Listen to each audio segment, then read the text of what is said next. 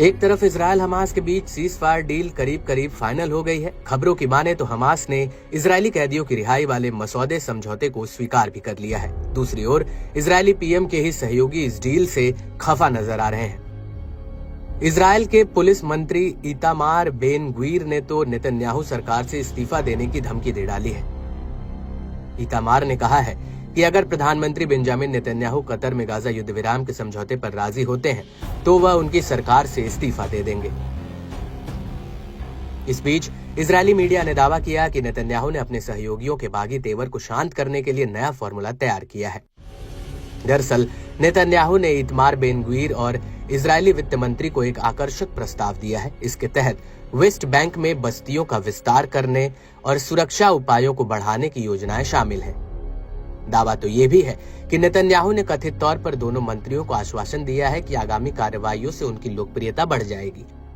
इतना ही नहीं, नेतन्याहू ने चेतावनी दी है कि अगर बेन ग्वीर सरकार से हट जाते हैं तो सारा पॉलिटिकल बेनिफिट सिर्फ वित्त मंत्री यानी बेजलेल स्मोट्रिच को ही मिल सकता है। दरअसल बेन ग्वीर ने इस बात पर जोर दिया है कि पिछले 1 साल में उन्होंने और उनकी टीम ने हमास के साथ कैदियों की अदला बदली के सौदे को रद्द करने में बड़ा रोल निभाया है, क्योंकि ऐसे समझौते इजराइल के लिए सुरक्षा और राजनीतिक दोनों लिहाज से जोखिम भरे हैं। इजरायली रिपोर्ट्स की माने तो नेतन्याहू बेन ग्वीर और स्मोट्रिच को समझौते का समर्थन करने के लिए अब मनाने में जुट गए हैं।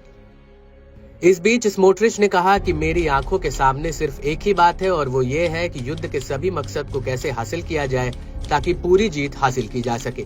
मैं ये बात एक गंभीर बंद दरवाजे के पीछे की बातचीत में कह रहा हूँ।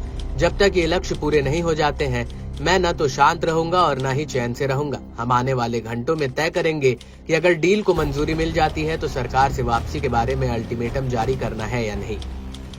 इजरायली अखबार मारीव ने दावा किया कि इजरायली पीएम नेतन्याहू के लिए ट्रंप बेन ग्वीर और स्मोट्रिच से ज्यादा बड़ा और चिंता का मुद्दा है, इसलिए नेतन्याहू उन्हें मनाने के लिए कड़ी मेहनत कर रहे हैं। मालूम हो कि स्मोट्रिच ने कहा था कि उनकी पार्टी प्रस्तावित समझौते का हिस्सा ही नहीं बनेगी।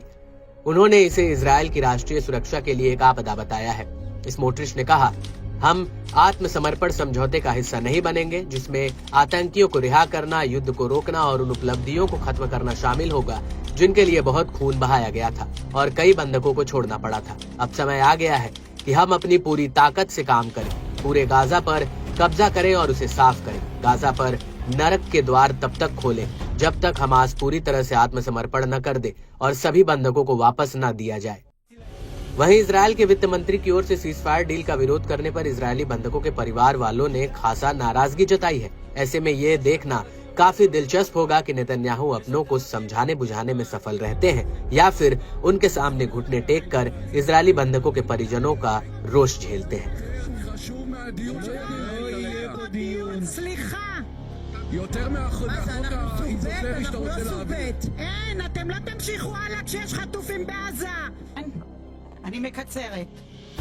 נחטפה ממסיבת הנובה, הופקרה על ידי מדינת ישראל. הופקרה השר סמוטריץ'. כן, הילדה שלנו הופקרה ואתם תשלמו את המחיר.